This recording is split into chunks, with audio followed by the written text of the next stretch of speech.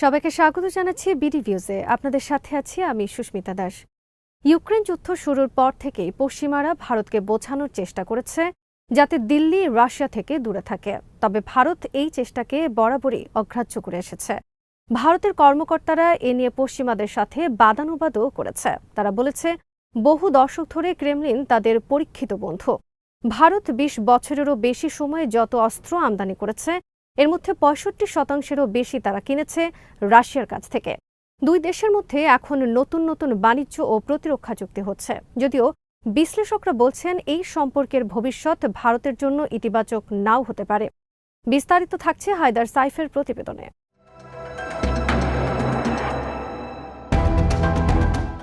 পশ্চিমা কর্মকর্তা এবং পর্যবেক্ষকরা মনে করেছেন, আমেরিকা আর তাদের মিত্রদের উপর ভারতের বাণিজ্যিক ও সামরিক অংশীদারিত্ব যদি বাড়তে থাকে তাহলে রাশিয়ার সাথে দিল্লির সম্পর্ক এমনিতেই ক্ষীণ হয়ে আসবে। পশ্চিমা সরকারগুলো তাই ভারতকে চাপ না দিয়ে তাদের সাথে অর্থনৈতিক সম্পর্ক মেরামতের চেষ্টা করেছে এবং তাদেরকে আরও অত্যাধুনিক প্রতিরক্ষা প্রযুক্তি দিয়েছে। এই কৌশলেরই অংশ হিসেবে ২০২৩ সালে ভারতে যৌথভাবে জঙ্গি বিমানের ইঞ্জিন তৈরি করার জন্য দিল্লির সাথে চুক্তি করেছিল ওয়াশিংটন।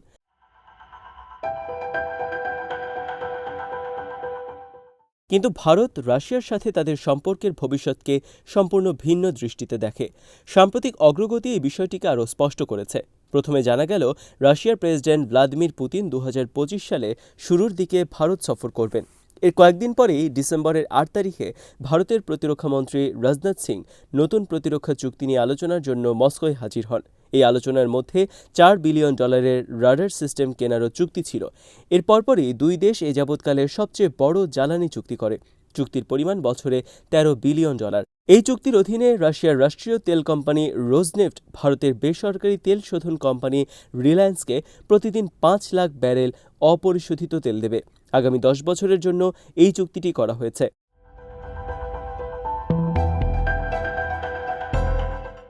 বিগত কয়েক বছর ধরে ভারত আনন্দের সাথে রাশিয়ার কাছ থেকে ব্যারেল প্রতি $৬০ দরে তেল কিনেছে।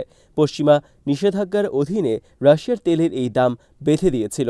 এই প্রক্রিয়ায় ভারত রাশিয়ার তেলের দ্বিতীয় বৃহত্তম ক্রেতা হয়ে ওঠে। তাদের আগে একমাত্র ক্রেতা ছিল চীন।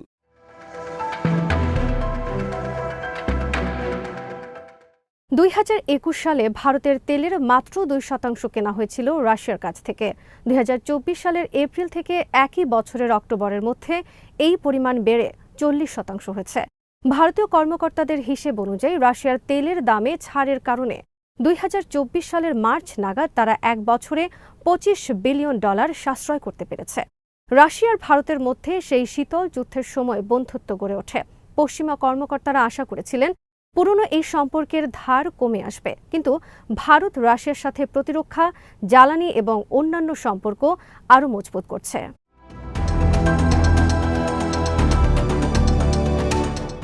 নয়াদিল্লির পররাষ্ট্রনীতিতে যে বহুমুখী নীতি, সেখানে তারা রাশিয়াকে গুরুত্বপূর্ণ অনুষঙ্গ মনে করে। তারা আশা করছে, হোয়াইট হাউসে যেহেতু ডোনাল্ড ট্রাম্প ফিরে আসছেন, তাই রাশিয়ার সাথে তাদের সম্পর্ক নিয়ে অতটা বিতর্ক আর থাকবে না। প্রথম মেয়াদে ট্রাম্প ভারতের সাথে বন্ধুত্বপূর্ণ সম্পর্ক বজায় রেখেছিলেন। এখন রাশিয়ার সাথে একটা সমঝোতার মাধ্যমে ইউক্রেনে শান্তি ফিরিয়ে আনার জন্য চেষ্টা করছেন ট্রাম্প। এই চেষ্টায় তিনি যদি সফল হন তাহলে রাশিয়ার সাথে যুক্তরাষ্ট্রের সম্পর্কের উত্তাপ কমে আসতে পারে। ভারত আশা করছে এতে তাদেরও উপকার হবে।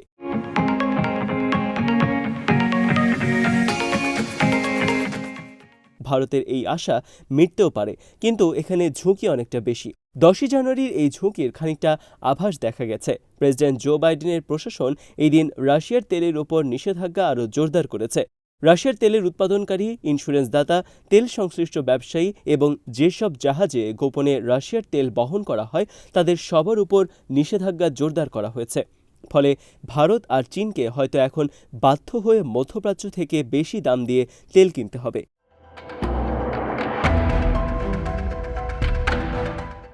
এরপরে রয়েছে প্রতিরক্ষা খাত। এটা সত্যি যে ভারত সম্প্রতি রাশিয়ার ওপর থেকে প্রতিরক্ষা নির্ভরতা কমিয়ে এনেছে। ফ্রান্স, ইসরায়েল সহ অন্যান্য দেশ থেকেও তারা অস্ত্র কিনছে। কিন্তু ভারতের প্রধানমন্ত্রী নরেন্দ্র মোদী এরপরও রাশিয়ার সাথে নতুন করে চুক্তি করছেন।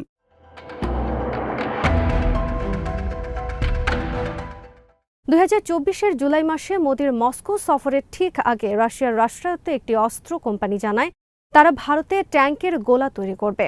মোদি এবং পুতিন এরপর যৌথভাবে অস্ত্র উন্নয়ন ও উৎপাদনের জন্য চুক্তিতে রাজি হন। রাশিয়া এবং ভারতের কোম্পানিগুলো এরই মধ্যে ভারতে যৌথভাবে অস্ত্র উৎপাদন শুরু করেছে। এর মধ্যে ট্যাঙ্ক, জঙ্গি বিমান ও মিসাইলের মতো প্রযুক্তিও রয়েছে।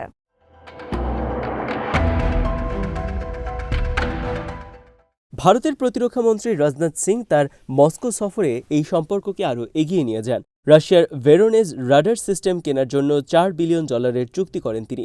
এই রাডারগুলো ব্যালিস্টিক মিসাইল ও জঙ্গি বিমান সহ বেশ কিছু ঝুঁকি চিহ্নিত করতে পারে এবং সেগুলো অনুসরণ করতে পারে। 8,000 কিলোমিটার দূরত্বের মধ্যে এই রাডারগুলো কাজ করতে পারে। এটা হাতে পেলে ভারতের নজরদারি সক্ষমতা বহু গুণে বেড়ে যাবে। এমনকি চীনের অভ্যন্তরেও তারা নজরদারি করতে পারবে। এত দূরত্বের নজরদারি ক্ষমতা বিশ্বের হাতে গোনা কিছু দেশের রয়েছে। ভারতের জন্য এই প্রযুক্তির আরেকটি গুরুত্বপূর্ণ কারণ রয়েছে। এই রাডারের সাথে সংশ্লিষ্ট সরঞ্জামগুলোর 60% ভারতে তৈরি হবে।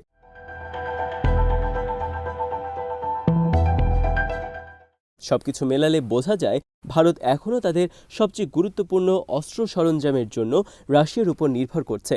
এর আরেকটি কারণ হলো আমেরিকা বা তাদের অন্য মিত্ররা এই ধরনের অস্ত্র সিস্টেম ভারতকে দিতে রাজি নয়। মোদি রাশিয়া বা পশ্চিমের অন্যান্য অংশীদারদের কাছ থেকে শুধু অস্ত্র কিনতে চান না, বরং এই প্রক্রিয়ার মাধ্যমে তিনি ভারতের প্রতিরক্ষা শিল্পকে আরও শক্তিশালী করতে চান।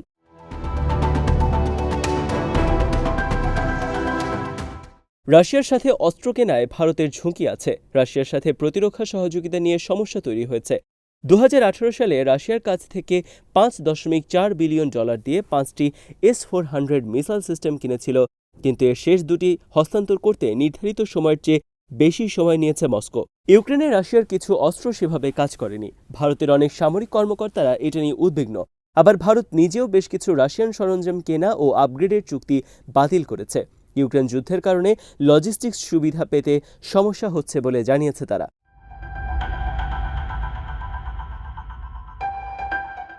পুতিনের ভারত সফরকে দুই দেশে একটি রুটিন সফরের অংশ হিসেবে বর্ণনা করেছে।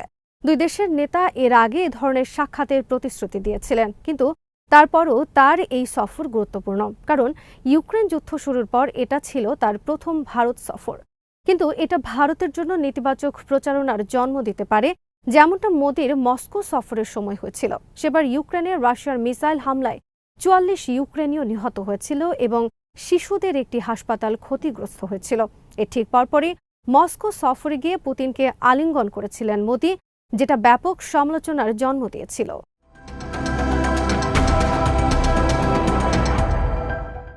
মোদির এবারের সফরের সময় হয়তো সেই ধরনের কোনো ঘটনা থাকবে না, কিন্তু ইউক্রেন যুদ্ধের ব্যাপারে মোদি ভারতকে যেভাবে নিরপেক্ষ হিসেবে দেখানোর চেষ্টা করেছেন, তার মস্কো সফরে সেটা ক্ষতিগ্রস্ত হবে। আর ঠিক সে কারণেই সম্ভবত সফরের সুনির্দিষ্ট সময় এখনও জানানো হচ্ছে না। সফর তাড়াতাড়ি হলে রাশিয়ার সুবিধা হবে। এর মাধ্যমে ভারতের মতো একটা ক্রমবর্ধমান শক্তির সাথে তাদের সম্পর্কের ঘনিষ্ঠতা প্রমাণিত হবে। সফর দেরি হলে ভারতের সুবিধা। ইউক্রেন কেন্দ্রিক ট্রাম্পের পরিকল্পনা কোন পথে এগোচ্ছে সেটা বুঝে নিয়ে ভারত তখন পদক্ষেপ নিতে পারবে।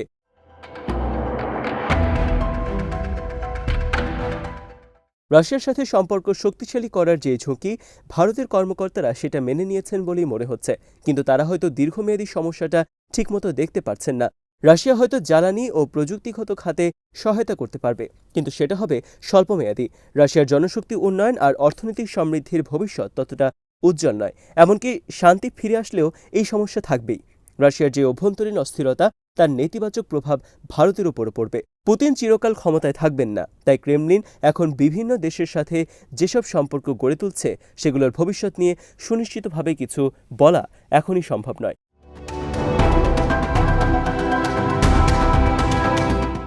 আজ এখানেই শেষ করছি। সবাই ভালো থাকুন, সুস্থ থাকুন আর দেখতে থাকুন বিডি ভিউজ। চ্যানেলটি ভালো লাগলে সাবস্ক্রাইব করুন, সংযুক্ত থাকুন আমাদের ফেসবুক পেজে।